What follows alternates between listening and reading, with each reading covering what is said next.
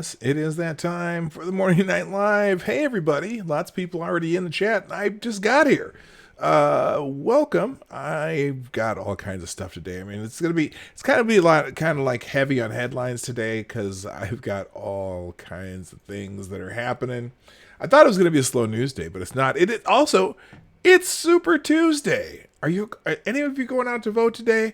Here in Minnesota. I am gonna go vote. I don't know. Maybe I suppose. I mean, I don't know why. But what the hell? It's Super Tuesday. Think about that while you're watching the intro. Right now. Boom. Ladies and gentlemen, coming to you live from the Lucky Dog Studio in a hidden location somewhere in the upper Midwest of the United States of America, it's a brother making his own way but with all the wrong opinions. Welcome to the Morning Night Live with your host, yours truly, P. Dog Night.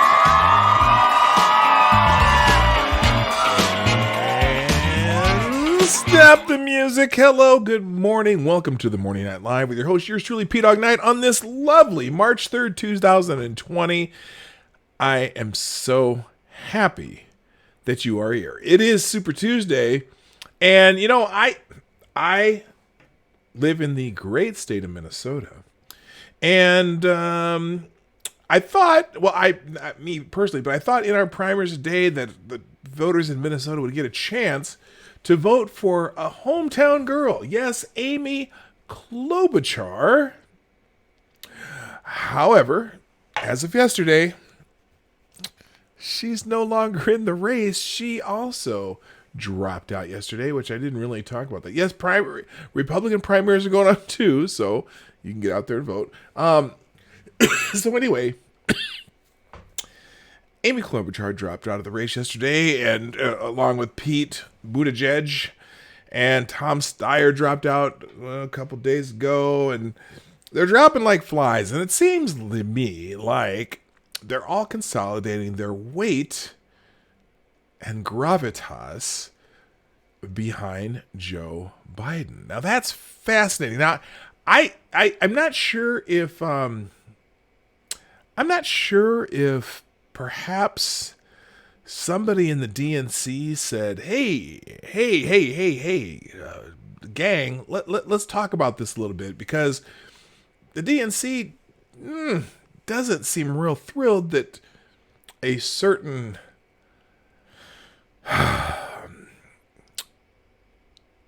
Democratic socialist seems to be leading the pack over there. And so they're not happy that is happening. And so I think perhaps they said, you know what? We got to figure this out. Because unless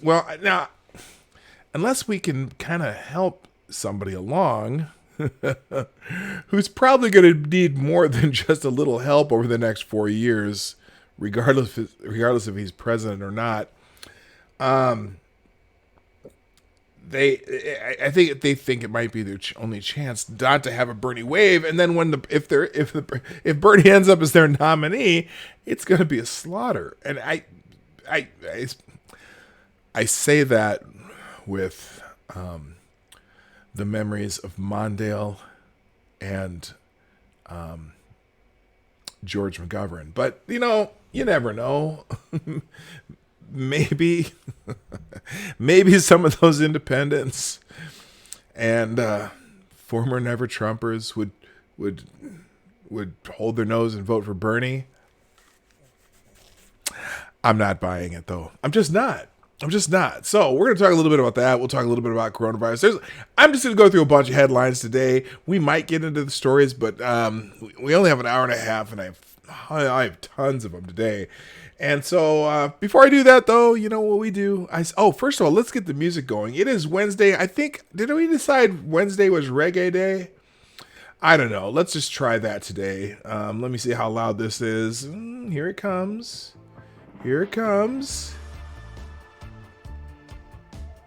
Okay, that's about the right volume. Maybe I could go a little louder, I suppose.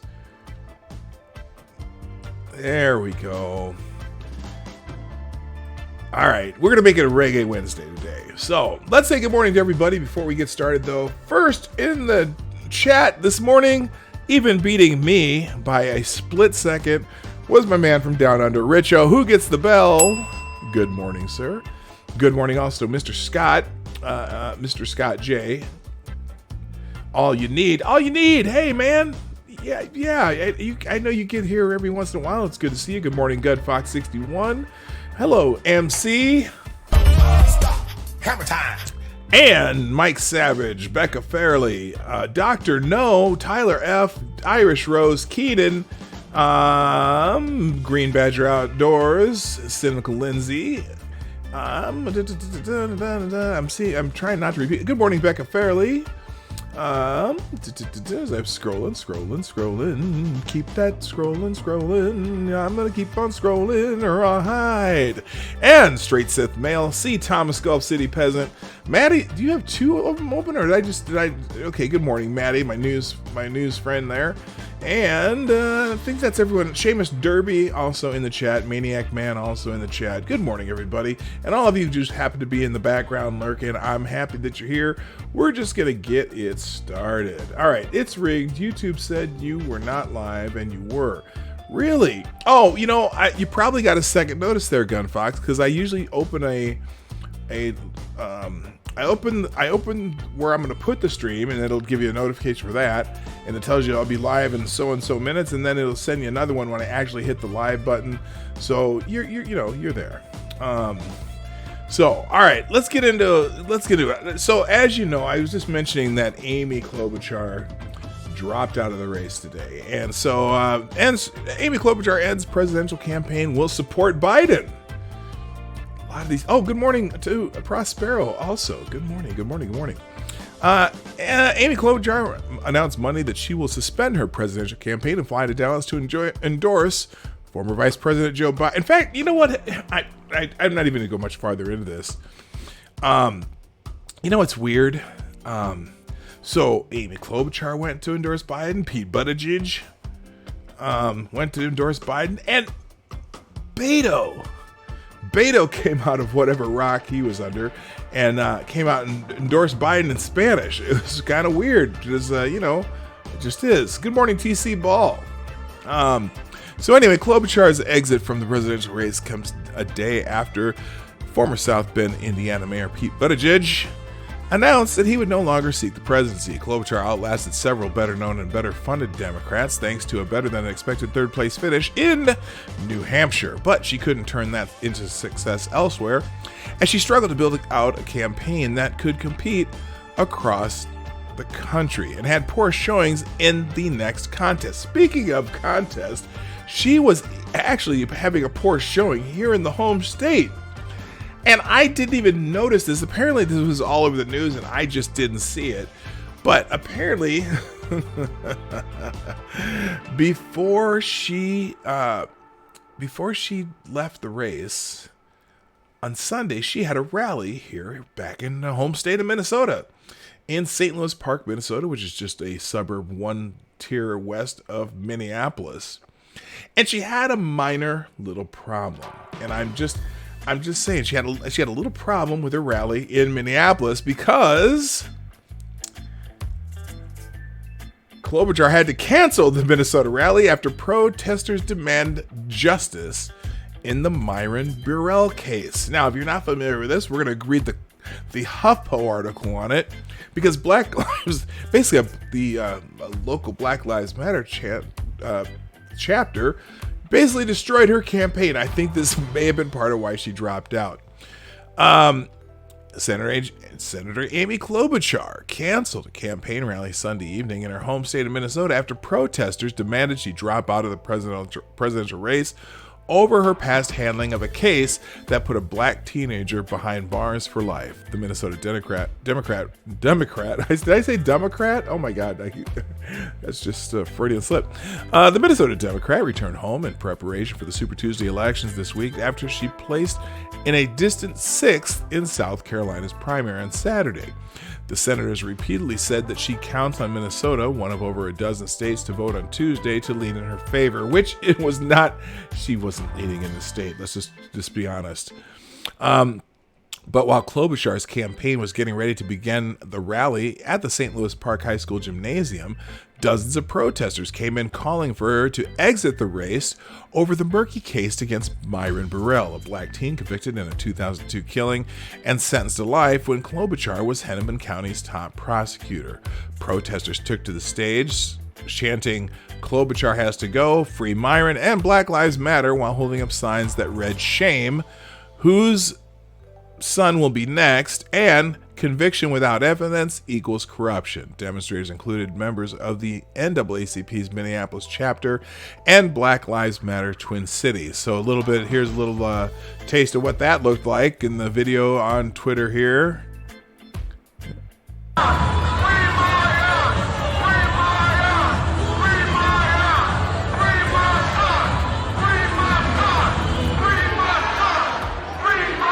Okay, so they basically took over the stage and began to do the chants and things. Oops, I don't do it again. Did I say? Oh, I said Mayan. I said Myron. It's Mayan Burrell. Excuse me. I didn't mean to say his name wrong. The campaign offered a meeting with the senator if they would leave the stage after being on stage for more than an hour. So this went on for an hour while they're waiting to have this rally for Amy Klobuchar. Then, after initially agreeing, they backed out. "We are canceling the event." Klobuchar only recently began to answer on the campaign trail for her time as a tough on crime top prosecutor in Minnesota. During a January Democratic debate, she mentioned 11-year-old Taisha Edwards, who was killed in 2002 by a stray bullet while doing her homework at home, and that it was Klobuchar's office that put the girl's killer behind bars for life. Free Mayan. His name is Mayan. Okay. And then he's, I think they're saying my son. I think one of the people up there was the kid's father. Who knows? The Associated Press investigated the 17-year-old case against Burrell and uncovered inconsistencies that raised questions about whether police manipulated the case against him. The case relied heavily on Burrell's team rival, who the AP said gave conflicting accounts when identifying the shooter. Not only can Black Lives Matter shut down, they didn't shut down a Bernie rally. They just took over the mic for a little bit and left, and that was in 2016. But I think that this was the nail in the coffin for Klobuchar's campaign. Somebody in the Democratic Party probably came to her and said, "Look, we do not need these optics while you are on the campaign trail representing the Democratic Party." And there was something interesting. Okay, so when Pete Buttigieg said that he was leaving, suspending his campaign, he said something very curious that just clicked in my head. And it was curious when I heard it the first time, and it made me think that perhaps the DNC came and talked to some of these candidates, because Buttigieg said that he was stepping down to do what's best for the Democratic Party and what's best for the country, which made me think, okay, is that what happened? The Democratic Party told you to step down. You didn't decide to do this. They told you to step down. They said, put your ducks in a row behind Joe. Maybe he'll make you a vice presidential candidate, which I don't think is going to happen. I think Joe's going to... I don't know who Joe's going to pick. I got a feeling that... I have a feeling that Bernie Sanders is going to pick someone who's way out there, though. I don't think he's going to pick a normal Democrat either. I think he's going to pick he'll pick some professor from some school or something that, in part of Woke Inc. or something like that. But anyway, I don't know why I went off on that tangent. Buttigieg said, I want to do what's best for the party. Now, you would think if he really believed that he would have been the best candidate for president and that he was doing it for the country, that would factor heavily in his step down speech, so to speak. But I think, like I said, I think the Democratic Party said, Pete, it's time for you to quit. And it's time for you to get behind Joe because we need this. We need this power. We think Joe Biden can beat Donald Trump. And I don't know why they think that. Now, speaking of Joe Biden. Joe Biden seems... Now, he's had a couple rallies, and apparently he was having some trouble Monday night after some of these candidates dropped out. The first one was... Well, here, hang on a second. Okay, here's the report on Buttigieg. Buttigieg endorsed Biden Monday night, a day after a phone call with Obama. What? Did President Obama give Pete a little push too? I don't know. President Barack Obama has said over and over that he will not endorse a candidate in the 2020 Democratic primary. But is he supporting his vice president, Joe Biden, behind the scenes? Former South Bend Mayor Pete Buttigieg is supposedly mulling an endorsement of Biden after he spoke to both men after he dropped out of the race on Sunday. Now reports say Buttigieg, along with Senator Amy Klobuchar, will endorse Biden Monday night, which they did. This is an article from yesterday afternoon. Buttigieg dropped out of the race Sunday, a day after the South Carolina primary. He won Iowa, but did not gain more ground in the following states. Buttigieg spoke on the phone with Biden and Obama, but not at the same time. The New York Times reported the phone calls, but buried it within the article. So here's what the New York Times said. Mr. Buttigieg talked with Mr. Biden and former Vice President Barack Obama on Sunday night, according to a Democratic official familiar with the conversations. Mr. Biden asked for Mr. Buttigieg's support, and the former mayor indicated he would consider the request, but Mr. Buttigieg wants to sleep on the decision. He told aides, some of whom believe he should move quickly to endorse Biden because they do not want Bernie Sanders to win. Mr. Obama did not specifically encourage Mr. Buttigieg to endorse Mr. Biden, said the official, who insisted on anonymity to discuss private conversations. But Mr. Obama did note that Mr. Buttigieg has considerable leverage at the moment and should think about how to best use it. Should Mr. Buttigieg endorse Mr. Biden on Monday, which he did, it could reshape the Democratic primary if many of his supporters shift to Mr. Biden, creating a more formidable centrist challenge to Mr. Sanders' progressive movement. So it may have worked because Buttigieg centered his concession speech around Senator Bernie Sanders. In his remarks, Mr. Buttigieg directed criticism towards Mr. Sanders without naming him, and that he has previously made on the debate stage and on the campaign trail. We need leadership to heal a divided nation, not drive us further apart, he said. We need a broad-based agenda to truly deliver for the American people, not one that gets lost in ideology. We need an approach strong enough not only to win the White House, but to hold the House, win the Senate, and send Mitch McConnell into retirement. Okay, that's that. So then, and then a little more on Biden. He had some issues yesterday, and I apparently hit the wrong button. Just a second here.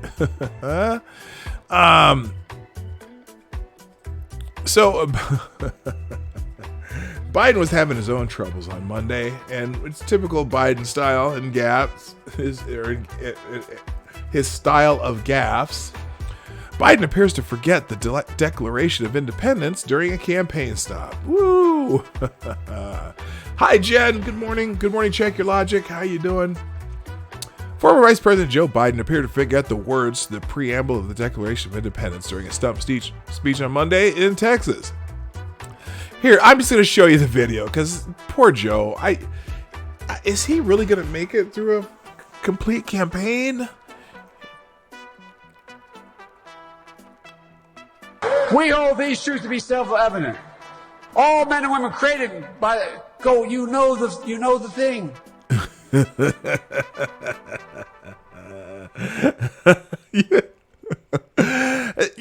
You know the thing. Here, let's hear this again. This is great. Come on. We hold these. Oh, everything froze. Hang on. I got too much stuff going on here. Hello. Wake up. Wake up. Okay, my computer froze. All right, well, so much for that idea.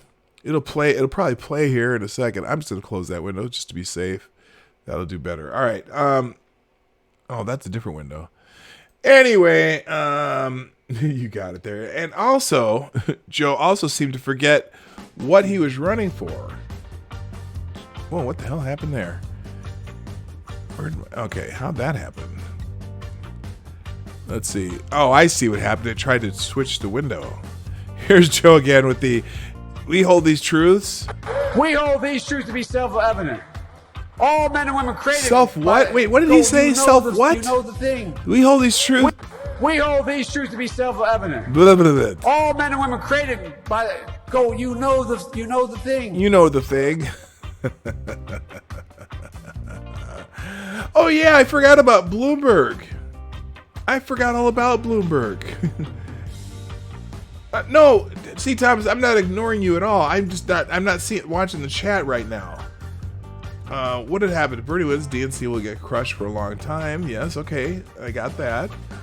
And then, P-Dog dislikes me. He's no, I'm not. Oh my God. Good. And I even said good morning, C. Thomas. I could have sworn I said good morning to you. How you doing? Also, good morning to Zombie Teddy, Kingslayer, Damocles. I'm trying to figure out who else I've missed here. I think I've got everybody else. I think we're doing good right now. Let's just all stay calm and enjoy the day. All right. The other one, Joe seems to have forgotten what actually we are having today. Joe Biden gets super excited for Super Thursday. During a campaign stop in Texas, former Vice President Joe Biden, 77, riled up the voters to get excited for Super Thursday before correcting himself to Super Tuesday, the day on March 3rd where more than a third of the delegates will be pledged for the Democratic presidential nomination. Here it is, Super Thursday. But join us. Go to joebiden.com. Sign up. Volunteer, contribute if you can, but we need you very badly. Every vote matters tomorrow. The most important vote to make sure it's not going to be any problem is that you send back Sheila Jackson Lee as the nominee without any question. What did he say? He mumbles. Look, tomorrow's Super Tuesday, and I want to thank you all. I tell you what, I'm rushing ahead, aren't I? And I want to speak directly to Democrats here in Texas. Now, you know what? Join us. I'm just playing. Go to joebiden.com. Sign up. Volunteer. Contribute if you can. But we need you very badly. Every vote matters tomorrow. The most important vote to make sure it's not going to be any problem is that you send back Sheila Jackson Lee as the nominee without any question. He stumbles a lot of words. Oh, sorry, Sean. You didn't get a notification either. Good morning. Anyway, yeah. Good old Joe. Good old Joe. Anyway, all right. Let's talk about something else. Well, wait a minute. Hang on a second here. I got other things. Let's see. Super Tuesday breakdown. Democrat rules could muddy the picture of the race. Oh boy. Oh, Harry Reid he's got some more endorsements. Joe Biden does. Obama National Security Advisor Susan Rice has endorsed Joe Biden, so we're getting some of the Obama team. Harry Reid, who is a super delegate, has endorsed Joe Biden. Let's see this. Oh, here's a good question. Here's a good question for you. All right, here we go. By the way, before I move on, before I get into this question that I'm about to ask, I just need to remind you. I absolutely need to remind you. The Morning Night Live is brought to you by you, the viewers of the Morning Night Live. This show is sponsored by viewers like you. Support the show with your donations and have your super chats read live on the show. Click that link in the chat to hit my P-Dog Night Live site where you can click the donations and it'll tell you all the little special pop-ups that'll happen if you do certain dollar amounts. That's the new thing, I guess, for everyone to do. Also, thank you for being here. Please share out the stream. I know a few of you already have. For example, Stormy Sutherland, thank you so much. Tyler F, thank you. And Pause Content Creator, that's a new one. Also retweeted the show out this morning. Thank you, Maddie, and also Becca Fairley, who did hit that share arrow down there, and they got to share out the show on their own. And you could also follow them and retweet them. That'd be fine with me. And then let's see. I think that's everybody so far. So thanks for everyone who has been tweeting out the show. And then finally, hit the like button. If you like what we do, hit the like button. That little thumbs up, except for obviously Duck Dog. He does his own thing once a day. So I always have one down, but that's okay. It's interaction and it's all good. So, all right, Biden. Now this is interesting. This is the question of the day. As key endorsements flow to Biden, Trump says Democrats are staging a coup against Bernie. He got a few people riled up with this one yesterday, too. In the midst of a day that saw several prominent Democrats endorse Joe Biden, President Trump tweeted a coup is being staged against Senator Bernie Sanders. The endorsements came on the eve of Super Tuesday, when frontrunners Biden and Sanders will compete for more than a third of the delegates needed to seal the nomination. They're staging a coup against Bernie, the president tweeted around 4:30 p.m. on Monday, speaking about the primary to reporters on the South Lawn of the White House. Moments later, Trump added, "It's rigged against Bernie, there's no question about it." Hey, that's no secret. That's a pretty open secret. Senators Amy Klobuchar dropped out of the race Monday, less than 24 hours after Pete Buttigieg did the same. Both candidates endorsed, I'll just say endorsed, this says will endorse, but they did. Will endorse Biden before the polls on Tuesday and are both expected to attend a rally in his behalf in Dallas on Monday night. Billionaire Tom Steyer also left the contest after finishing third in South Carolina this weekend. It's funny, nobody cares about Tom Steyer, do they? In addition to Klobuchar and Buttigieg, former Senate Majority Leader Harry Reid and former National Security Advisor and UN Ambassador Susan Rice endorsed Biden on Monday as well. Buttigieg's endorsement, that's hard to say, Buttigieg's endorsement reportedly came after a chat with former President Barack Obama.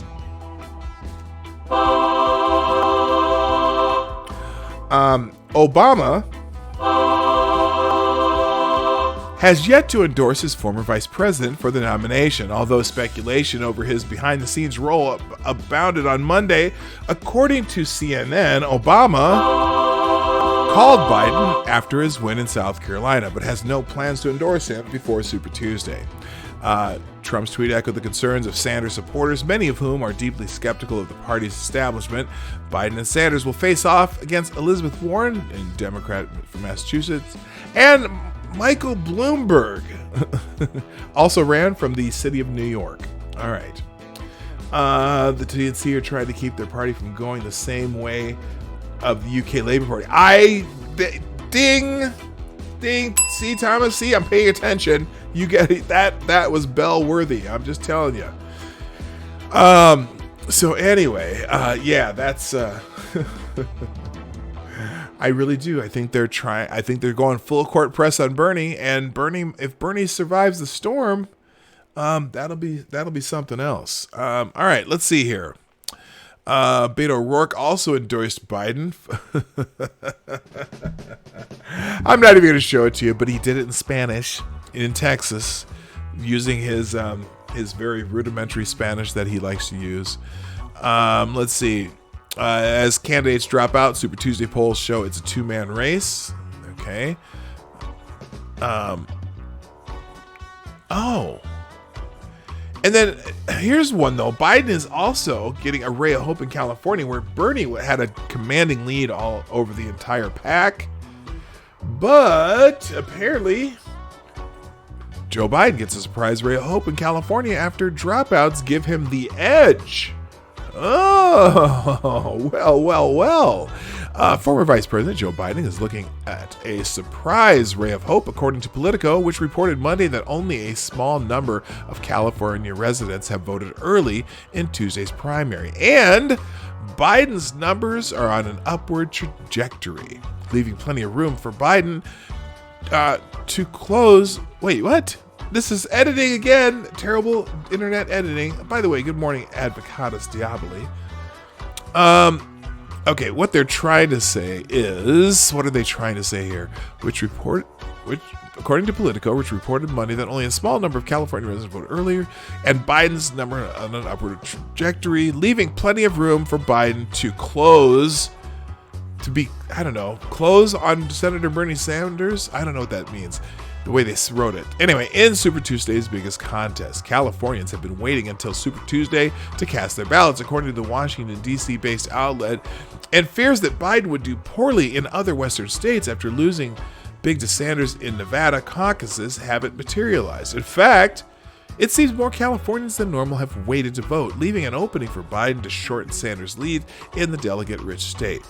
The portion of return ballots at this stage is much lower than in recent elections, and Biden, his campaign, is counting on a late surge of support among those holdouts after his dominant performance Saturday, Politico said. The decline, an expert added, in return ballots so far is occurring among the most dedicated voters, those who have participated in the last 5 elections. That means Democratic voters are holding their fire, waiting to see what their options are on Tuesday, and perhaps considering whether to cast a strategic ballot to keep Sanders off the 2020 Democratic presidential ticket. So anyway, Californians, well, here's the thing. Especially with these primaries, why would you vote early in primaries when you don't know who's going to drop out? Let's see. Shocking that Biden wins California and Sanders gets screwed over and over again. I think what's gonna happen is that they're both. I think they're gonna be neck and neck in California. I think Bernie will still win as far as number of votes, but as far as the number of delegates, this is gonna be fascinating, especially because Warren's staying in as a spoiler. I said this to somebody yesterday. Warren's not there to win. Warren's there as a spoiler. She's taking votes from Bernie Sanders. And I think a lot of Bernie people are very ticked off at her. But she's going to stay in the race as long as she can, as long as she still has money. She's going to kind of be that spoiler for Sanders. I don't think anyone's going to get 50% of the delegates on the first count, and then they're going to have to go to a second ballot. And on a second ballot, then the super delegates jump in, and bye-bye Bernie. I just don't think the super delegates are not going to help Bernie Sanders. There's one super delegate who's going to vote for Bernie Sanders, and that person is James Earl Carter. Jimmy Carter will vote for Bernie Sanders, but I don't think most of the super delegates want Bernie Sanders as their nominee. And that's the bottom line. Who says whose line? Who was the wrestler who said that's the bottom line? I can't remember. Was that Stone Cold Steve Austin? And that's the bottom line. Anyway, Warren is in to hurt Bernie and will cause riots. Yeah, I'm telling you, they are going to be really pissed off at her when Bernie doesn't win. Let's see. Just as political prospects are rising, Biden commits the ultimate gaffe. What's the ultimate gaffe? What is the ultimate gaffe? Let's see. Just as his political prospects are rising, Joe Biden commits the ultimate gaffe. With the Joe Biden South Carolina victory showing he's still a viable candidate, and with the specter of an unelectable Bernie the Red hovering over the Democratic Party, the Democratic powers that be seem to have spoken firmly to Buttigieg and Klobuchar, both of whom abruptly dropped out of the race within 36 hours of Super Tuesday. The Democratic Party is powerful. The problem is that Joe Biden's escalating mental confusion may be more powerful still, as demonstrated by his latest and most spectacular gaffe. And is that the one? Let's see, the following 4 paragraphs sound like a non sequitur. They're not. They're leading to an important point about Biden's failing mental state. Okay, because I haven't read this, I'm going cold on this one. Back in 1992, when Ross Perot launched his quixotic presidential campaign, he chose Admiral James Stockdale as his running mate. Unknown to a shamefully ignorant media, Stockdale was truly a great man. In 1965, after ejecting from his disabled plane over North Vietnam, he was taken prisoner and sent to the Hanoi Hilton, where he was held for the next 7.5 years. As a senior naval officer there, he led the prisoner resistance and suffered mightily for that, being routinely tortured in ways too horrible to contemplate. Upon his return to America, Stockdale received the Medal of Honor and continued in the Navy until he retired as Vice Admiral. He then spent 2 years as president of the Naval War College, attempted to reform some of the more medieval aspects of the Citadel, and finally closed out his career working at the Hoover Institution. Throughout this time, he proved to be a deep and serious philosopher.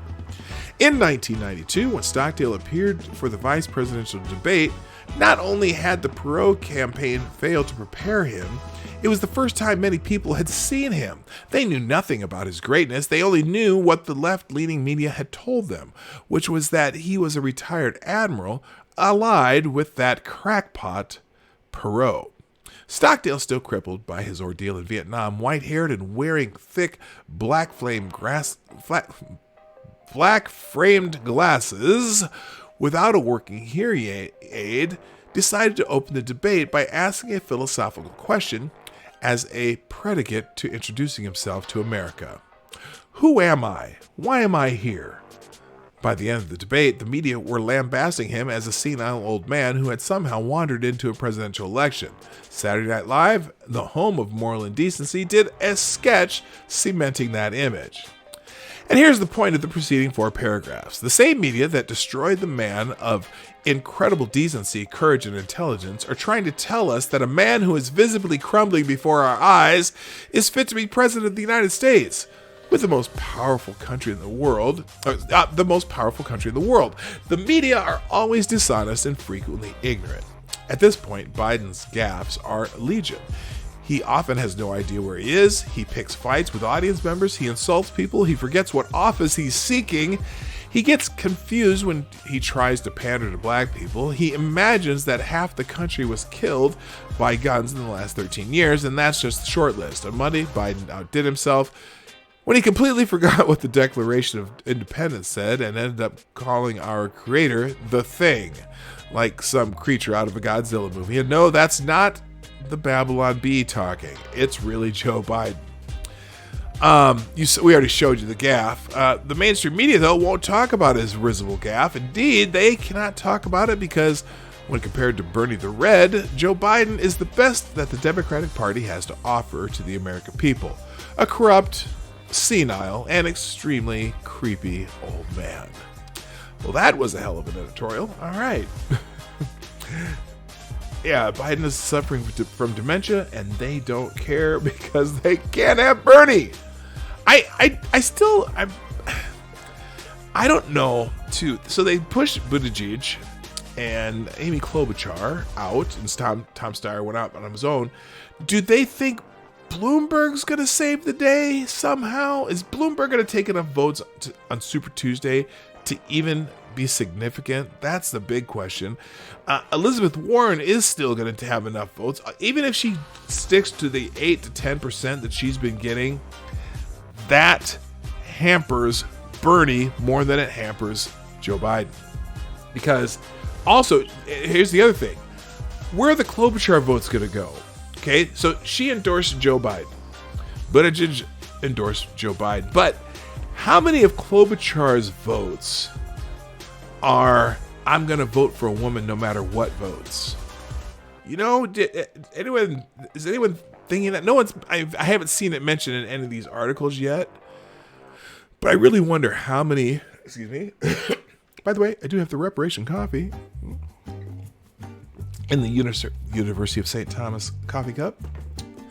I wonder how many of her votes are, I'm voting for women. I'm voting for women's. I gotta vote for women's. I don't know. it's interesting. Speaking of faux Pocahontas, Elizabeth Warren kind of just is there to be a spoiler, and I think she even mentions that. Let's go to one where you can see the screen here. Once a frontrunner, the Massachusetts senator clings on for dear life as Super Tuesday draws near. No 2020 contender has fallen as hard or as fast as Senator Elizabeth Warren. Once poised to break out of the pack, and by the way, she was absolutely the media favorite when she announced her campaign. But I digress. Let's go back to the article. Once poised to break out of the pack and overtake frontrunner Joe Biden, Warren has seen her support collapse, dropping 12 percentage points from its peak in the Real Clear Politics polling average. She is now behind Michael Bloomberg and was all but tied with Pete Buttigieg before the former mayor departed from the race on Sunday. Warren has had an anemic showing in the early primaries, coming in third, fourth, and finally fifth place in each contest. She currently has just 8 delegates, a bit more than 5% of the total thus far collected. Now, with the departure of both Buttigieg and on Monday, Senator Amy Klobuchar, 2 questions are left hanging over Warren's head in advance of the Super Tuesday slate of primaries. What happened to her campaign, and why is she still running it? The answer to both is that Warren has positioned herself as a unity candidate, a posture that not only tanked her chances, but will likely drive the Democratic Party further apart come the convention in Milwaukee. Oh, I just can't wait for the reception that she's going to get. There is a chance that Warren will pull out a win in her home state of Massachusetts on Tuesday, although I'm not... Okay, I'll just read the article. But that's far from certain. The latest polling has her tied with national frontrunner Senator Bernie Sanders, who has led by a razor-thin margin in 5 of the last 6 polls in the state. Perhaps recognizing his chance to oust his progressive lane opposition, Sanders made a show of force in the Bay State over the weekend, rallying first in Springfield and then drawing 13,000 to the Boston Common on Saturday. Reflecting on this, Warren is planning to spend Tuesday night when a hypothetical victory party would occur outside of her she's so she's not even gonna be in her state after Tuesday night. She doesn't want to be, because if she loses, she don't want to be humiliated. Okay. She planned to spend Tuesday night when a hypothetical victory party would occur outside of her state. She'll be voting in Cambridge Tuesday morning, but is scheduled to give a speech in Detroit that evening, a week ahead of Michigan's own Super Tuesday 2. Warren's campaign did not respond to multiple requests for comment, and so yada yada yada.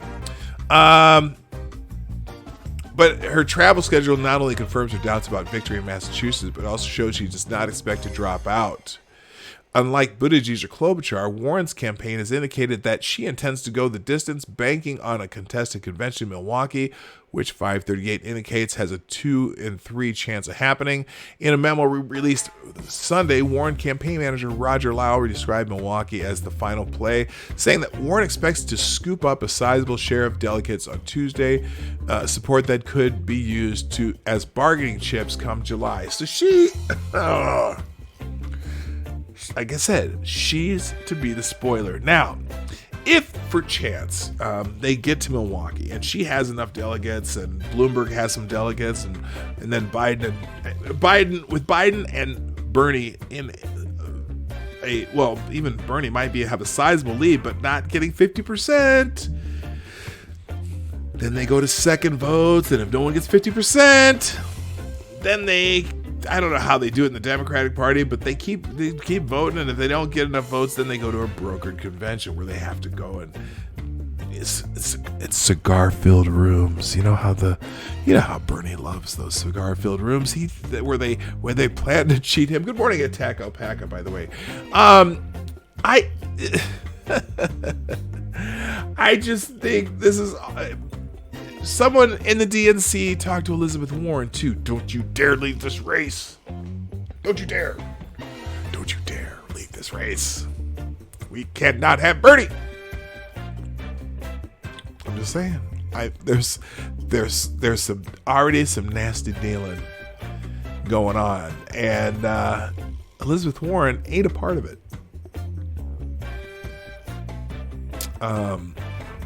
Let's see here. Okay, that's enough about campaigns right now.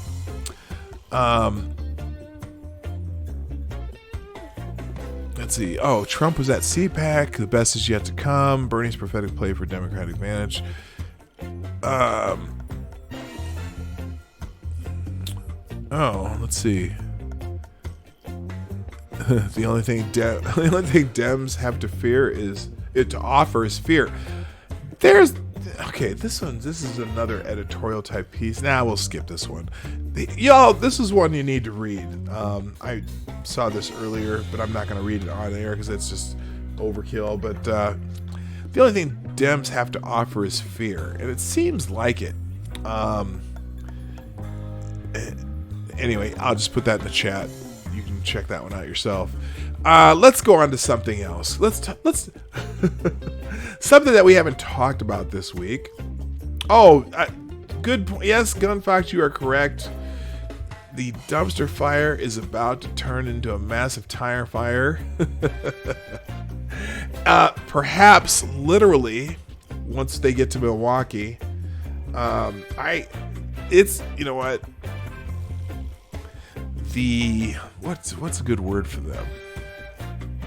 Lunatics will be out in force in Milwaukee. I'm still predicting Chicago 68 in 2020. I just think that the Bernie people are going to be ticked off that they've stolen it from Bernie again somehow, whether they stole it or not. If Biden comes out and dominates on Super Tuesday and starts dominating some of these other primaries, it won't have been stolen, but they'll be giving it to a senile old man, and Bernie will have nothing.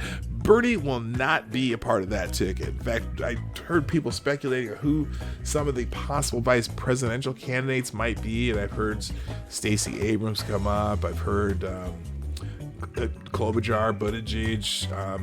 I've even heard Elizabeth Warren as a possible vice president candidate for Joe Biden. I think would make more sense, or Kamala Harris maybe. People who've run.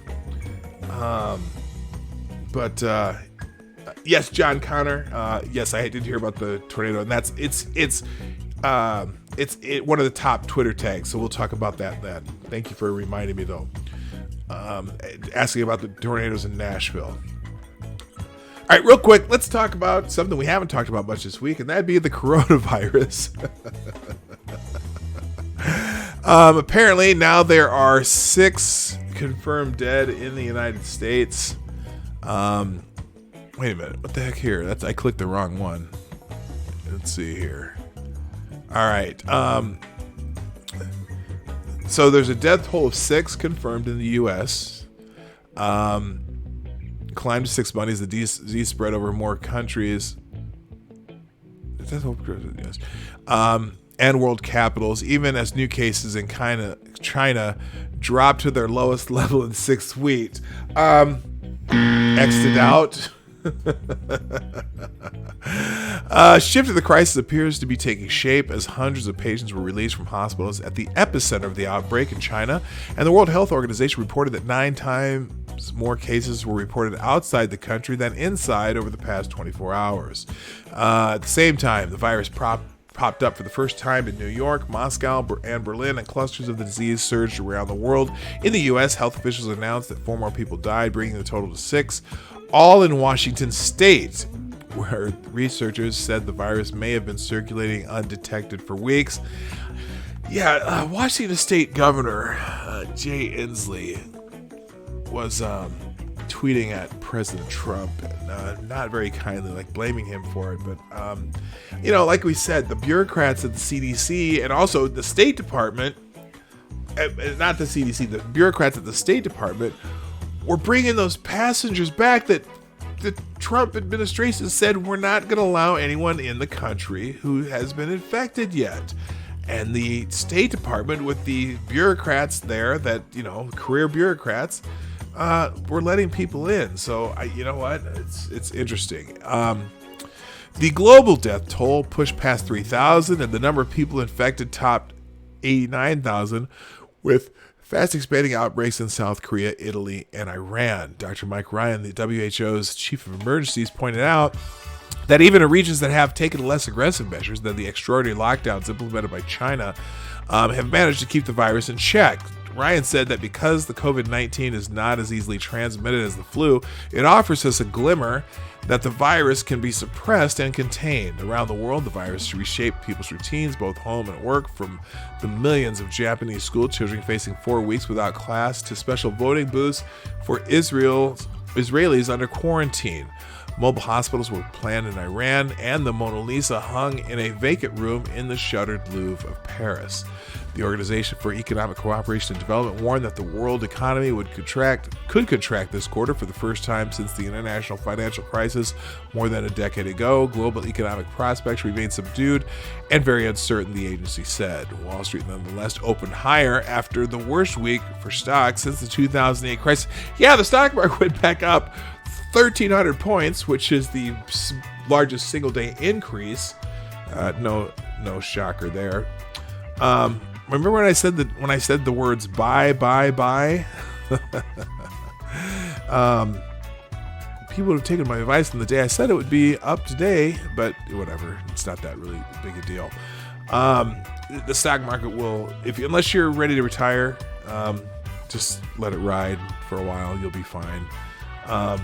Unless you have coronavirus. But anyway, Sir Quack, new cases are dropping, perhaps because most everyone in China who would already get it already has. That could be, or just because it's China reporting their own, doing their own reporting. Let's see. Now, in New York City, a healthcare worker who had returned from Iran was in quarantine at home, according to New York Governor Andrew Cuomo. He said the city is ramping up preparations and caution against panic. The virus, now here's the rub. I'm just gonna stop. I'm gonna stop reading this right now. So yes, we've had 6 deaths from this coronavirus so far.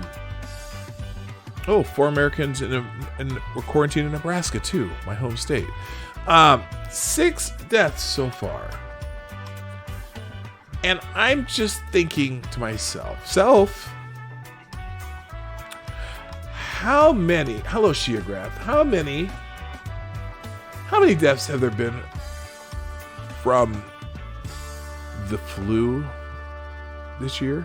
Just this year's strain of the flu? Well, there's an answer. Breitbart happens to have the answer. According to the CDC, 32 million Americans ill with the flu this season. There have been 18,000 deaths, which is, I think that's fairly average in the United States.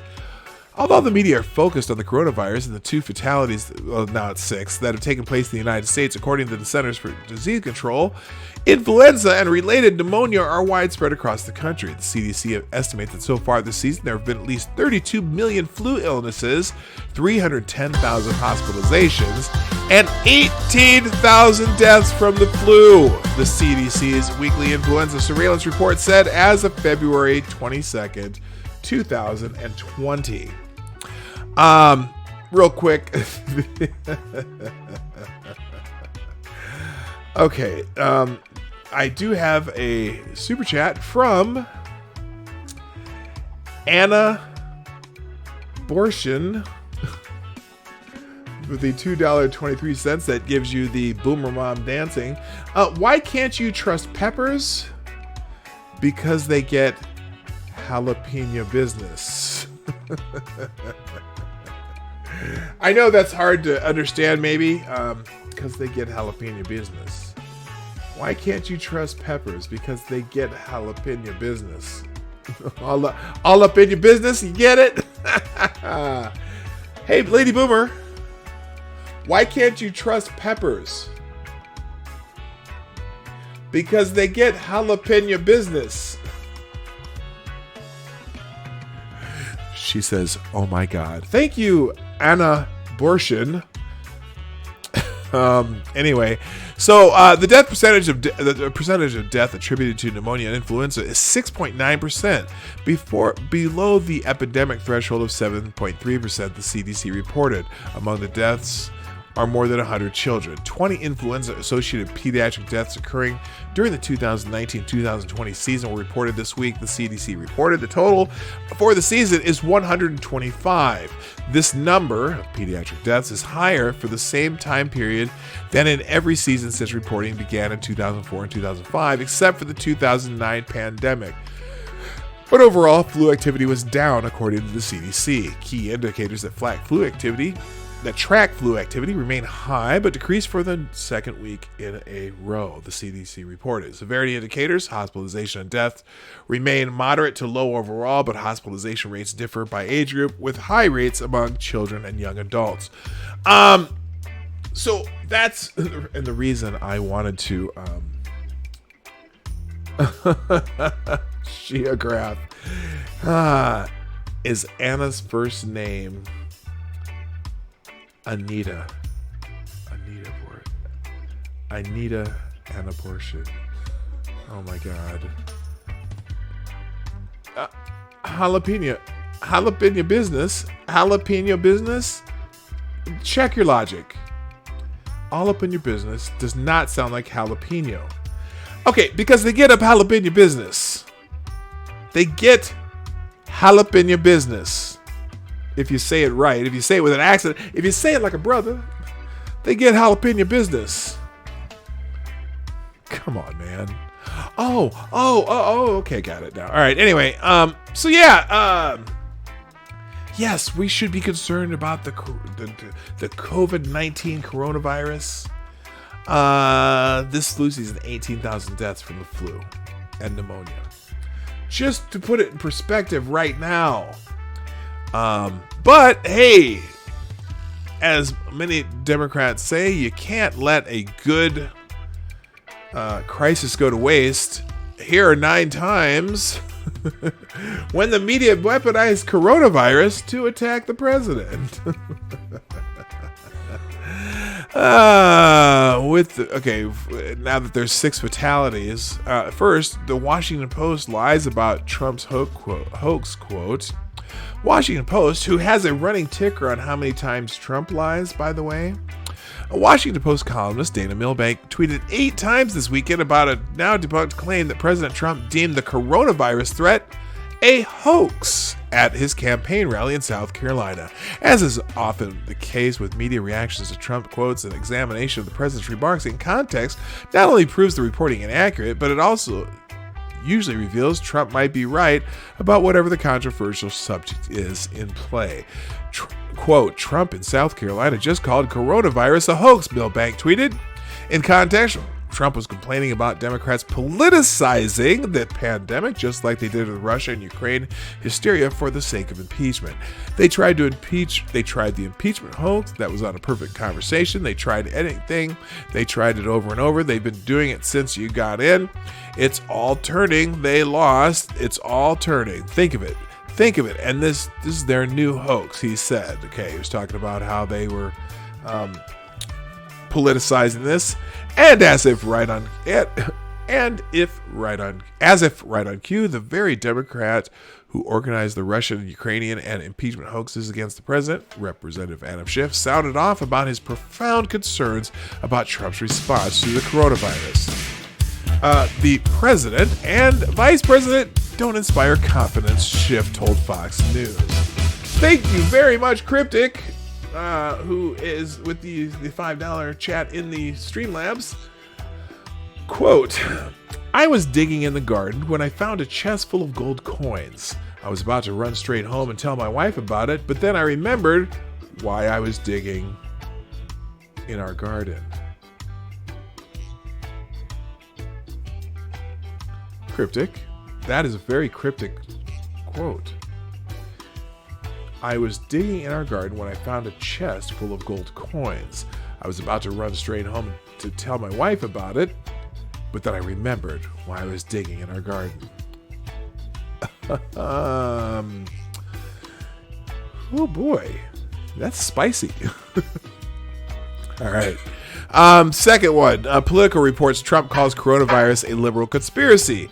Politico reporters Nancy Cook and Matthew Choi also misled readers with the headline, quote, Trump rallies his base to treat coronavirus as a hoax. Oh my God. He sought to deflect blame at a time when many Americans sought leadership and scientific facts, the story reads, ignoring the multiple press conferences Trump held with Centers for Disease Control officials to explain new travel restrictions and other precautions. There you go.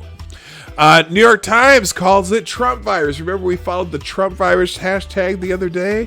In a not-so-subtle headline, New York Times columnist Gail Conlon suggests who is to blame for the coronavirus. Hint, it's not China where the outbreak all started. Let's call it Trump virus. Number 4, Trump makes us ill. Maureen Dowd, always a joy to read in the New York Times. Another New York Times headline directly placed blame on Trump. Trump makes us ill. Going viral is not a good thing this time.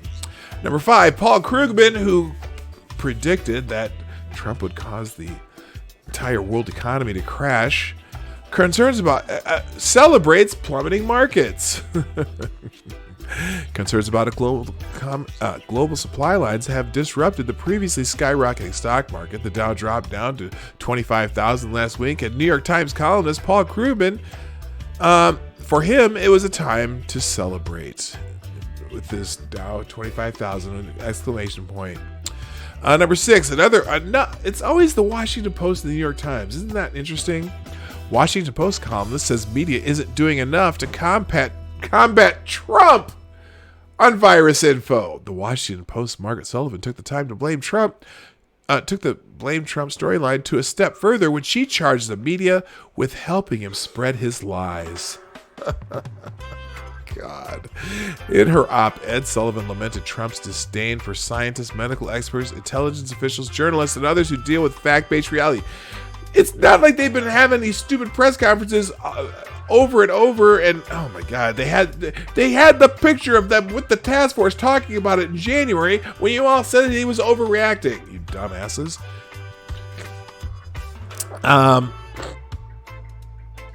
Never mind the White House coronavirus task force and Vice President Mike Pence's appointment of Ambassador Debbie Birx as the new response coordinator. As noted by the Federalist Monday, Birx is a physician, researcher, and former HIV/AIDS program chief at the Department of Defense and then at the CDC, where she is respected for her unparalleled leadership of the life-saving global AIDS program first established by President Bush in 2003.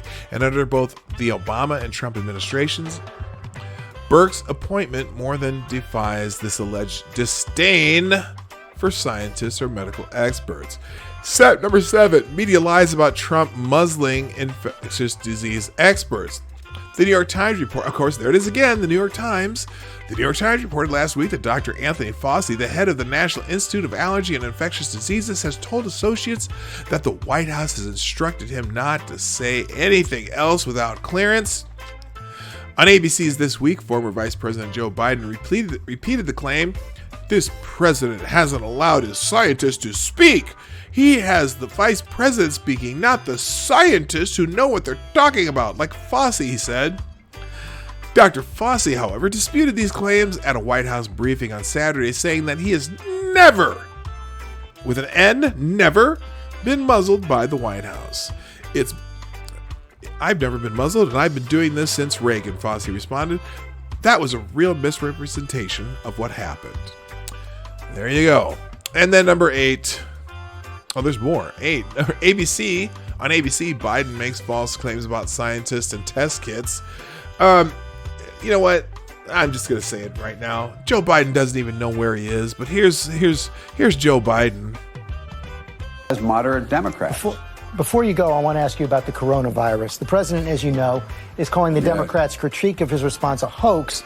How would the overall response to this virus have been different if you were president? It wouldn't have been different at all because the CDC and National Institute of Health already has protocols in place for all this stuff, and they've been following them like they would under any president. In fact, some of the people have been defying what the administration has asked for and some of the scientists asked for. It's particularly in the State Department, where they let the coronavirus carriers come back to the States. But I digress. Would have been fundamentally different. We How? set up a whole system on the Ebola virus and with the Ebola disease that we were all concerned about. The same person, the same people who did the Ebola virus stuff are doing this stuff. They're the same people doing the same protocols, you moron. Pandemic disease that existed. And look, right now, you have this president hasn't allowed his scientists to speak, number one. Yeah, we've already He heard has the this vice one. president speaking, not the scientists who know what they're talking about, like Fauci. Number two, they haven't even prepared a test kit to determine whether or not anybody That is has false. the virus. They're not even available. They say now they'll be available by the end of the week or next week. They haven't set up a pattern on how to proceed. They've cut the funding for the CDC. That is false. They've cut the That Center is for false. Disease Control. They've cut the funding. That is false. They tried to cut the funding for NIH. Tried? Did they cut the funding or did they just try and it didn't happen? What were they cutting exactly when they made that suggestions for cuts? Was it cuts for things that involved any of this? I don't think so. To the health. They have eliminated the office we set up in the president's office to deal with pandemic diseases. This has been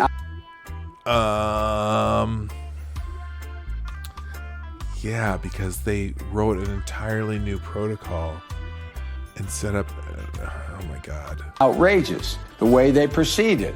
They should Okay, hang on a second. So, to give the media some credit where it's due, the Associated Press fact-checked both Biden and Mike Bloomberg for false claims, finding that the National Institutes of Health and the Centers for Disease Control Prevention are not suffering from budget cuts that never took effect. Additionally, there's a pandemic preparation plan in our public health system. The CDC already has a 52-page plan in place, and the Food and Drug Administration announced Saturday that they would be allowing more labs to immediately begin testing for coronavirus. Number 9, majority of CNN's coronavirus coverage. Really? Do we need to even talk about this? The majority of their coronavirus coverage focused on Trump and not on what you could be doing. An analysis of CNN's coronavirus coverage by the Media Research Center found most of it, at least 60%, was spent inviting guests to criticize the president with questions like, do you think the administration, the White House, would be better served, though, if they had someone, I don't know, like Dr. Lucinia Borio in the position that you had held? Or is Pence best equipped to lead this effort at the White House? Oh, I'm sure they have people there with just some fair-minded answers to those questions. Let's find out. How long is this? This administration has a 50 war on seconds. science, often for political reasons, but it should still shock you that Trump slashed the government agencies that would have been responsible for handling an outbreak. That is false. Some of the criticism coming at the White House is that they have been cutting positions. Your position that you held on the National Security Council, for example, are you concerned that this is impacting their response? Is he worried that more about his best case for re-election than the real health threat here? Is the president misleading the American people about the virus and the outbreak? Oh my God. These people Given are so bad. Vice President Pence's history as governor dealing with a recent public health crisis, is he the best equipped to lead this effort at the White House? Do you think that he's the right point person? Is that the right way to handle a deadly epidemic? Here's the thing, Mr. President. Pandemics don't care about politics. Oh, but CNN certainly does, don't they? All right, it's that time. We got to get into the trends of the day. Find out what people are talking about today, so you'll know what people are writing about tomorrow and what videos are going to come out, because people talk about this stuff all the time. I'm clicking my Explore tab on Twitter for the Twitter trends. Ooh, okay, so at the top of the Twitter trends tab today, coronavirus is the top topic. 20 minutes ago, coronavirus, South Korea declares war on outbreak as cases surge over 5,000. The total number of global cases has just passed 90,000 with more than 3,000 fatalities. All right, so just see you later, C. Thomas. Thanks for coming by. Glad you're here. Okay, let's put that in perspective. How many people are there in the world? Is it 7 billion or 9 billion? I can't remember. So we have 80,000 cases in China, a country of 1 billion people. Not to diminish the concern over coronavirus, but 80,000 cases out of 1 billion with a B people. Anyway, global number of cases passed 90,000 with more than 3,000 fatalities. China, 80,000 cases. South Korea declares war on virus as Japan continues Olympic planning. Iran Supreme Leader aide died. We knew that. Italy is currently Europe's worst hit country. United States has over 100 cases with big increases expected. Okay. The epidemic has exceeded 90,000 official cases, 4,300 in South Korea, excuse me. So anyway, why it's specifically about Korea. Beijing tightens restrictions for Chinese and foreign travelers from South Korea, Italy, Iran, Japan, and other countries badly hit by coronavirus. All must be quarantined for 14 days at home or appointed hotels. Diplomats follow own rules. Shanghai sets 14-day quarantine too.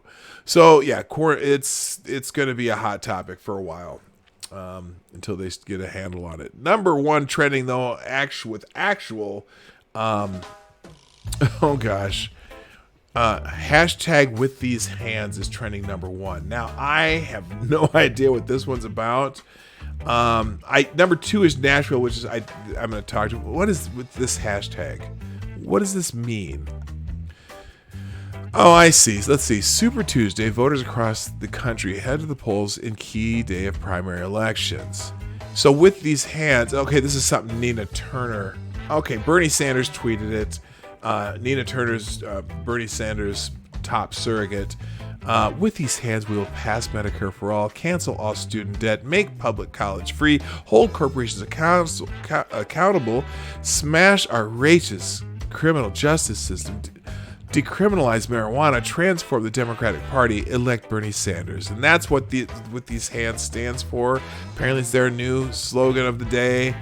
There you go. Vote for Bernie because I asked the team if I could write this on my hands for the with these hands video, and they were like, yeah, duh, of course. Okay, so you're supposed to write something on your hands and put them up. I got to with Texas early voting last week. Now it's your turn to vote for Bernie. There's a lot at stake today, folks. Let's make a difference. So it's the Twitter push for Bernie Sanders, which has now surged to number one on the Twitter trends. So with these hands, I'm going to click this mouse and move away from that particular hashtag and go on to the next one. With these hands, I'm clicking number two, which is Nashville. Multiple fatalities now confirmed after tornadoes tore through Nashville, Tennessee. Let's see. Public notice. There's emergency shelter with running water open at Nashville's Farmer Market, 900 Rosa Parks Drive. Where's the thing? Here's a story. Here's the AP story. Tornadoes hit Tennessee. Let me get this in on the full screen here. Tornadoes hit Tennessee, killing at least 19 people. Tornadoes ripped across Tennessee early Tuesday, shredding at least 40 buildings and killing at least 19 people. One of the twisters caused severe damage across downtown Nashville, destroying the stained glass in a historic church and leaving hundreds of people homeless. Daybreak revealed a landscape littered with blown down walls and roofs, snapped power lines, and huge broken trees, leaving city streets in gridlock. Schools, court, transit line, and airport and the state capitol were closed. Some damaged polling stations had to be moved only hours before Super Tuesday voting began. The death toll jumped to 19 on Tuesday. Tennessee Emergency Management spokeswoman Maggie Hannon said after police and fire crews spent hours pulling survivors and bodies from wrecked buildings. Last night was a reminder about how fragile life is, Nashville City Mayor John Cooper said at a Tuesday morning press conference. Residents of the historic Germantown neighborhood walked around in dismay as emergency crews closed off roads, roofs had been torn off apartment buildings, large trees uprooted, and debris littered many sidewalks. Walls were toppled, exposing living rooms and kitchens in damaged homes. Mangled power lines and broken trees came to rest on cars, streets, and piles of rubble. So, there were several tornadoes. It is tornado season, people. Especially if you're in the kind of the middle belt of the country, and even farther south, as far as Oklahoma, Texas, whatever. The warmer it gets throughout the country, the farther north that travels. It's just that time of the year. So, have a plan in place. If you hear the sirens, make sure that you're safe, and take care, because it's a lot of people in Nashville are having a very bad day today. Let's see, absolutely awful. We'll be doing something to help with Outkick. Some of the people are tweeting about it. CNN, Reese Witherspoon, the actress, praying for everyone in Nashville and Middle Tennessee dealing with the aftermath of last night's tornado. I'm just heartbroken and saying special prayers for the families who lost loved ones. Please stay safe. Elizabeth Warren, I'm heartsick for the victims and their families. Stay strong, Nashville. You're in our hearts today.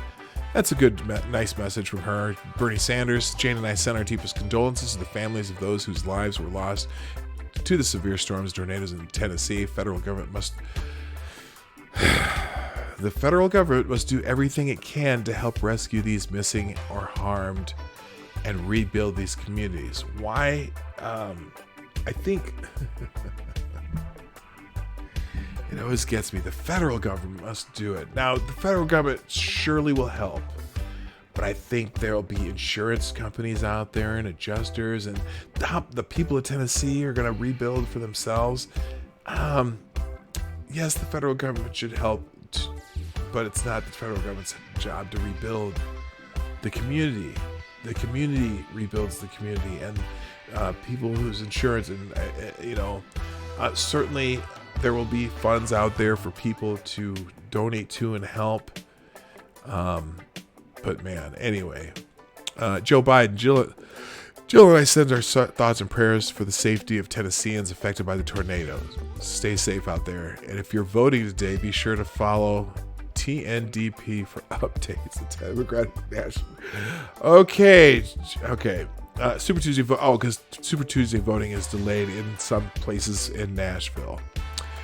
All right. So yeah, I hate the phrase thoughts and prayers, but thoughts and prayers for the people in Nashville. Trending number 3, vote for Bernie. I think we've heard plenty of vote for Bernie so far today with these hands hashtag. With these hands, I'm going to keep scrolling past vote for Bernie.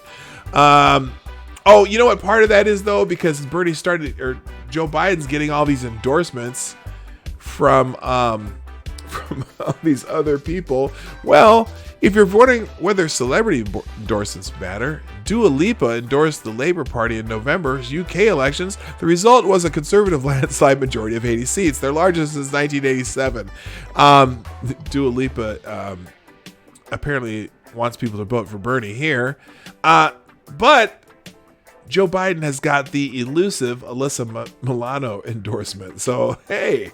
Anyway, moving on. Go vote. Super Tuesday. We'll skip that for now. The Fed issues an emergency rate cut, probably based on the recent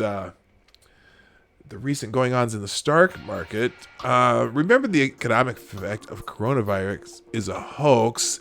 Yeah, stop lying, Oliver Willis. Oh my God, this guy. When the Fed cut rates during the recession and under Obama, the right said it was a vast conspiracy to prop up the left, just saying, oh yeah, of course you will. Holmes, like, you inherited $400 million from your Klansman father. He still wasn't a Klansman. Oh my God, these people are just deranged. And it turned into $1.2 billion loss, but cool story, bro. Tell me more about what the Fed should be doing. How could it be a $1.2 billion loss if his net worth is far more than about that? Whatever. People like to shit on Trump. Anyway, so the Fed cut interest rates by 0.5% amid the coronavirus outbreak. Stock surge as the Fed cut rates by 0.5 point. So There you go. Let's see. Moving on. Pluto. Why is Pluto trending? Baby Pluto? Oh, okay. That's new music coming out. It's a new music dropping this week. Here, Little Uzi Vert with Baby Pluto, Mac Miller, Circles, Jada Kiss, Ignatius, Jean Aiko, Culomo, whatever that is, Bankroll Fresh, King Von Snot, and CJ Fly, all putting out new music this week. I have no idea what I just read. I'm just going to keep moving on. Snacks is trending, number 10. What kind of snacks? This is March. Snacks edition. Oh, okay. On senior night, Jackson State student manager Thomas Snacks Lee suited up for the Tigers and entered the game with 2 minutes of play. Oh, that's so cool. So this is their student manager. They put him in the game at Jackson State University. How cool is that? 2:05 to go. How is that? Silas Lee in the ball game for Jackson State. Okay, this is cool. Seconds to go. Jonas James is trying to get it to him. Jonas James gets it to him again. Here's Snacks with 3. Snacks busted. Snacks. It's the 3. Snacks. Looks like both teams went crazy for that. Wait, let's watch that again. This is hilarious. Snacks is in this game, man. This guy's the student manager at Jackson State University. Oh, and it did one of those things that it always does on me. Here, let's see if it'll play it again. Oh, okay. They got me. Here we go. Jackson State Snacks. Here, let's see if they show it again here. Jackson State extends to a 72-46 lead. Snacks is in the ball game. Snacks is in They call him this game, Snacks. man. Is that 2:05 to go. 38 seconds to go. Jonas James is trying to get it to him. Jonas James gets it to him again. Look where they threw it. Look where he shot it from. Busted. Snacks. It's the 3. Snacks. Snacks. Watch down the 3. Oh my goodness. Snacks. Jackson State extends. That's to a hilarious. 72. Anyway, good for him. That you know what? That just makes me smile. That's Snacks. And he's trending on Twitter too. He's trending number 10 on Twitter. Good for him. East Nashville's trending more about the tornado. Britt Hume is trending with hashtag sexy vixen vinyl. What the hell? What did Britt Hume do? Just great. Now when I Google sexy vixen vinyl, it's mostly pictures of Britt Hume. Fox's News' Britt Hume posts screenshot revealing interest in sexy vixen vinyl. Wait a minute, what? Oh no, he had a Biden now clear favorite in betting odds as a 5:30 p.m. But look at the tab he has open there. Sexy vixen vinyl. Oh my goodness, he has SunTrust, Access Your whatever, Sexy Vixen Vinyl, Coronavirus, and Election something betting. Oh, good God. And that's why Sexy Vixen, that's why Britt Hume is trending, and also why Sexy Vixen Vinyl is trending. Fox News Britt Hume proves why you should always check your screenshots before tweeting. Once a year, there's a moment like Britt Hume's Sexy Vixen Vinyl, or Benny Johnson's gay cruise ad, or Ted Cruz's porn tweet, and it feels like time briefly stops, and we're allowed to feel alive again. There we go. Sexy Vixen Vinyl. Oh my gosh. All right. East favorite OST. That's something to do with gaming, and no one knows what OST means. Well, somebody does. Well, Persona 5 takes the cake for me. Something. If anyone knows what OST means, let me know in the chat, because you got to be a gaming person to know that, and I am not a gaming person. Donna Brazil is trending because what did she do? Former chair of the DNC, Donna Brazil, just told GOP chairwoman to go to hell.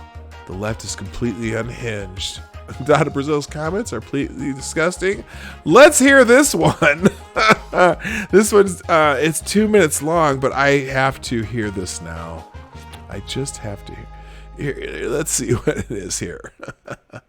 Except a huge proportion of delegates, but I don't see anybody getting out soon, and it's leading towards potentially a broker convention, which will be rigged against Bernie if those superdelegates have their way on that second vote. To that, you say what, Donna?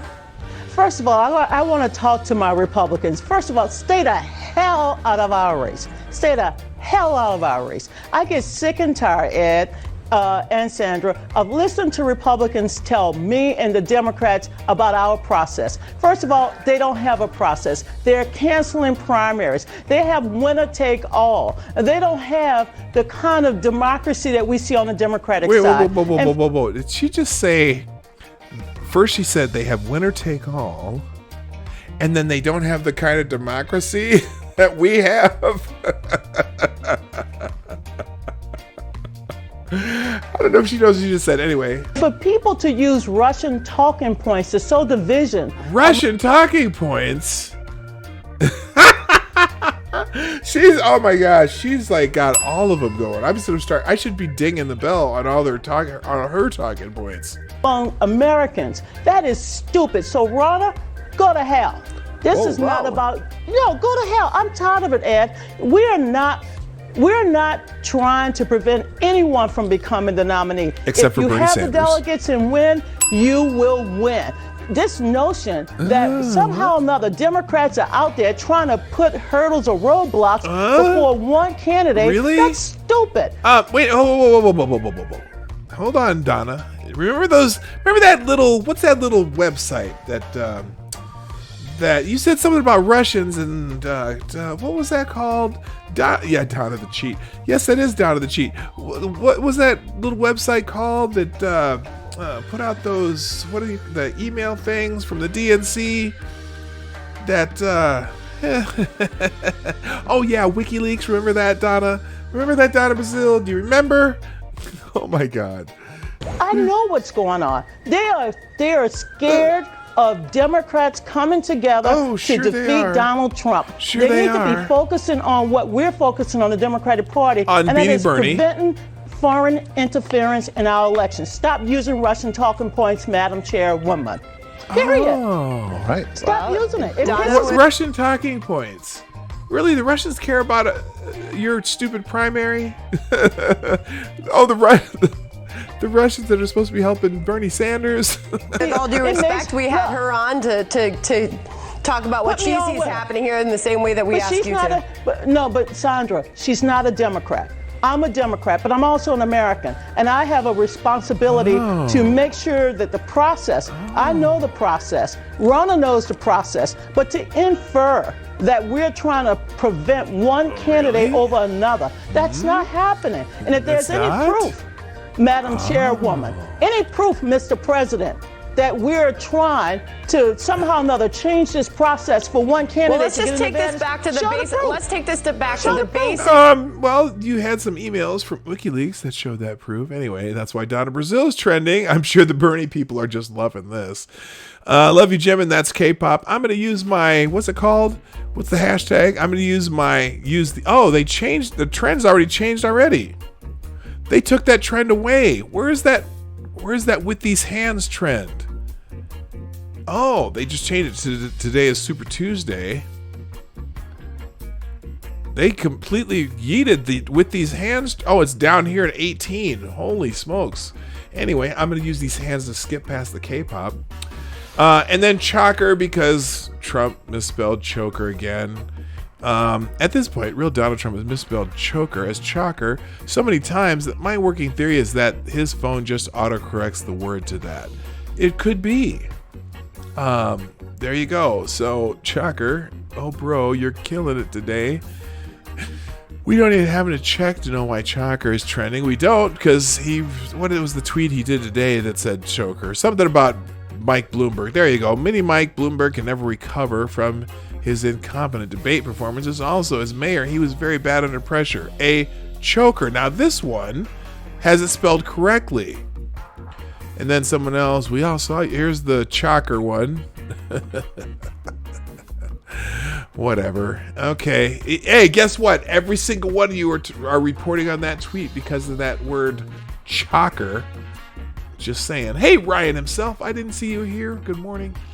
All right. Finally, Whataburger is trending. Why is what? Oh, because I think Bernie Sanders Joe Biden, and odds are they called Whataburger a chicken joint to boost engagement from people correcting them. Oh, I see. In a Texas chicken joint, Biden and one-time rival Buttigieg unite to stop Sanders. Well, first of all, there's a couple things wrong with this picture. Who's the person on the left there? Is that Pete Buttigieg or is that Beta? That's Beta O'Rourke. And they're at a Whataburger, not a chicken joint. So they're at a burger joint. He's in a burger joint with Beta O'Rourke. And he says, at a chicken joint, Biden and one-time rival Buttigieg stopped you. Okay. It's funny because everyone's talking about the fact that they got Whataburger wrong. But also, no one seems to be mentioning, oh, there you go. This is Whataburger. That's Beto. Okay. Reuters, maybe they were doing it. Maybe they were pulling a Trump. Justin Wang, once they, okay, that went away. Joe Biden says that In-N-Out is the Whataburger of Delaware, even though there are no In-N-Outs in Delaware.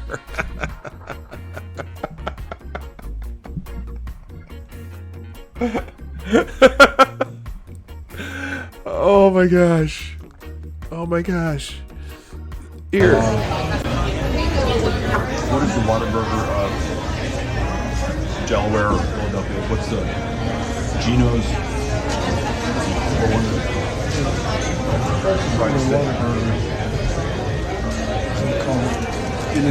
In-N-Out. Nope. In-N-Out's in the West Coast. Sorry, Joe. There's no In-N-Out on the East Coast. Oh, good Lord.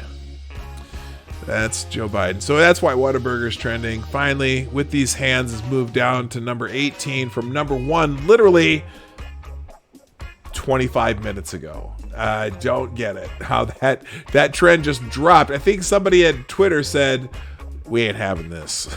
they don't want Bernie up there either. And finally, One Dream with TXT. I have no idea what that is. I'm guessing it's something K-pop. Of course it is. So it's been a year since a star started shining. It's been a year since we started dreaming together. It was an amazing year.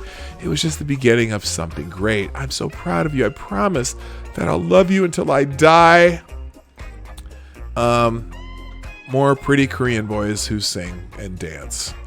There you go. This is, I don't know if this is TXT or what, but they do have nice, perfectly colored hair. So that is quite enjoyable. And on that note, let's see. I was just going to see if perchance, let me check real quick. No. Oh, what the hell? No, let's see. Let's see. Always checking. Under Thursday Thoughts, or Tuesday Thoughts. Oh gosh, I'm Joe Biden now. Did I just say Thursday? Under Tuesday Thoughts, there are no Tuesday Thoughts. So, all right, we're going to call it a day. Thank you, everybody, for being here at the Morning Night Live. As you know, we're here Monday through Friday, 10 o'clock Eastern, 9 o'clock Central, 3 p.m. GMT until that fateful daylight savings thing kicks in. Wow, 43 people here today too. We're growing, and you know what?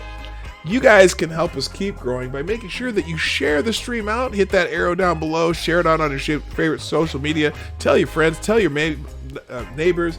Email it to your mom, who's probably as old as I am now. And well, not everybody here. Some of you are old like me, but anyway. I need 8 more subscribers for that elusive 600, and then we're gonna keep growing from there. But you guys have been instrumental in helping me get there. I can't tell you how much I appreciate that. And then also, if you before you head out, on the way out the door, we got 44 people here, but only 27 likes. Hit the thumbs up as you leave out the door.